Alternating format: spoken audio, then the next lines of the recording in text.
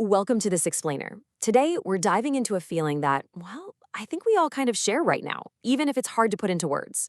We're going to unpack exactly why the modern internet feels so profoundly disorienting. The ground has completely shifted beneath our feet, and we're going to explore how we got here, and more importantly, why it's happening. So, just be honest with yourself for a second. Have you had that incredibly uncanny feeling lately where you finally look up from your phone and you're just wondering where the last 20 minutes went? Like, what did I even just look at?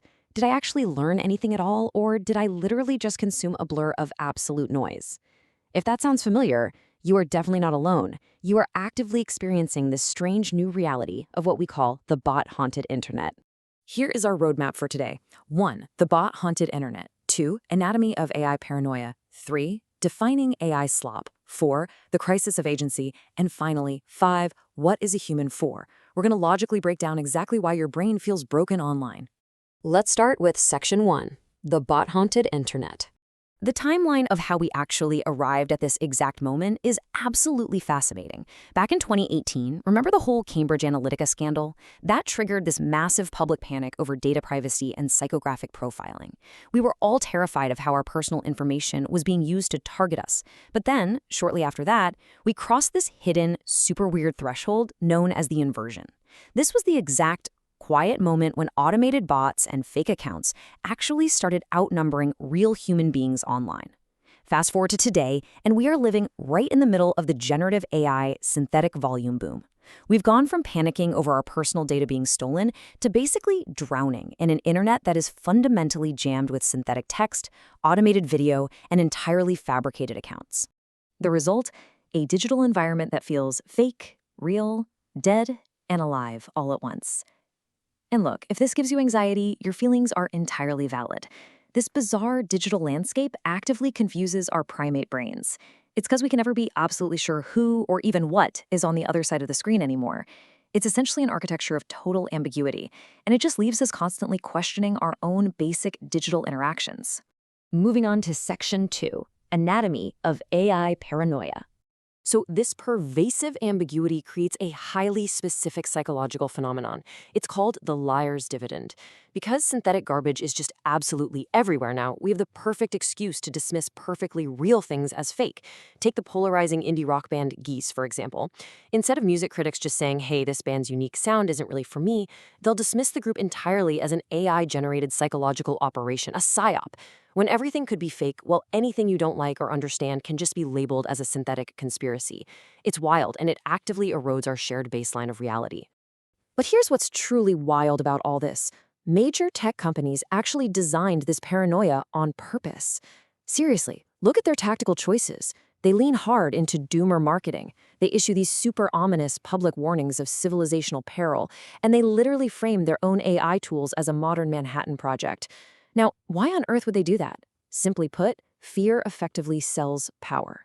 They market their tech as intensely dangerous to convince the public and investors of its immense capability. They are purposefully leveraging your existential dread to gain massive funding rounds and millions of subscribers. You can see this strategy playing out clearly in how synthetic media is actually deployed into the wild. Have you noticed that disruptive AI art is often pushed out as a proof of concept that seems specifically designed to be just good enough to be offensive? It's intentionally meant to spark fear about rapid job loss and massive societal upheaval. Because by making you angry or paranoid, the creator proves the tool's absolute market dominance. It's a highly useful narrative for the companies selling the very technology that's scaring you. In this ecosystem, the paranoia is literally the product. All right, Section 3. Defining AI slop. It has to have contempt for its audience. This is a completely brilliant standard established by the source material. I love this because it serves as the ultimate litmus test to differentiate just a harmless automated bot from true, unadulterated slop. Slop isn't just machine-made content. It actively disrespects the human time it consumes.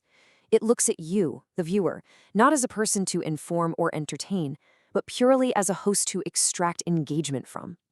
The hallmarks of this slop are just unmistakable. It relies entirely on click volume and rapid ad arbitrage, operating on the incredibly grim assumption that you possess absolutely zero media literacy. It utilizes bizarre, nonsensical synthetic imagery. You know what I'm talking about? Think of those viral AI-generated shrimp Jesus images endlessly flooding Facebook feeds. Its sole purpose isn't to impart knowledge or bring joy. It is just there to aggressively waste human time and extract fractional advertising cents from unsuspecting users who happen to scroll by. Now, it is absolutely crucial to understand that slop is entirely different from propaganda. Propaganda, whether it comes from the political left or the political right, typically involves high production budgets, really clear political goals, and specific messaging meticulously designed to persuade your worldview. Slop, on the other hand, it has absolutely no ideology. None. It's low rent, high volume, and completely indifferent to your deeply held beliefs. It just wants your raw, unthinking engagement so it can monetize your attention. Which brings us to Section 4, the crisis of agency. To truly understand this complete loss of our digital autonomy, we have to look at a rather colorful concept known as the cuck internet theory. Now, the name is admittedly provocative, for sure, but it brilliantly diagnoses our current crisis of human agency. It describes a conceptual framework where machines create the content, algorithms curate that content, and we, the actual humans, are relegated strictly to the sidelines as totally passive observers of the entire shebang. Think about how genuinely bizarre this new dynamic actually is when you break it down step by step. In step 1, machines generate synthetic content, that mindless slop we just talked about. In step 2, algorithmic feeds, which, by the way, are themselves trained on machine data, push and promote that content all over the web. And in step 3, human beings just sit passively in the corner, mindlessly scrolling and feeding the data loop. We have been permanently downgraded from active participants to basically just consenting observers of an endless machine-to-machine interaction. The contrast between what we used to have and what we currently endure is absolutely staggering. The old internet was built entirely on active exploration. You'd stumble into bizarre new websites, forge genuine human-to-human connections. The new internet, however, is a massive engine of passive consumption and isolation.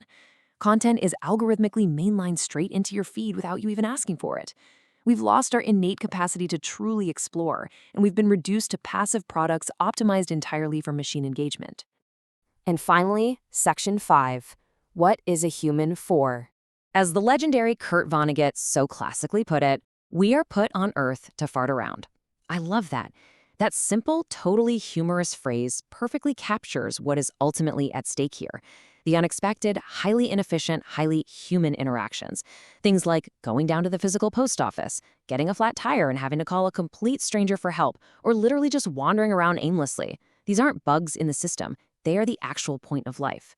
When we willingly let machines hyper-optimize everything we do, we lose the essential friction that makes us fundamentally human.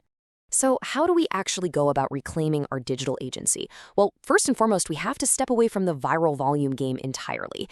Actively seek out unexpected, unoptimized human interactions in your day-to-day offline life.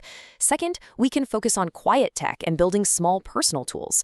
The source material highlights this beautiful example, a writer who coded a highly localized, super simple application just to track the boats passing by his specific office window. Building harmless, quiet tools just for yourself, not for clicks, not for profit, is exactly how we actively evoke the genuine creative spirit of the old internet. Which leaves us with the defining, haunting question of our current technological era. If machines do everything for us, what exactly is a human for? As you go about your day today, I really challenge you to reconsider your own digital agency. Maybe try stepping outside the algorithm for a little while. Thank you so much for joining me for this explainer, and hey, good luck navigating our bot-haunted internet.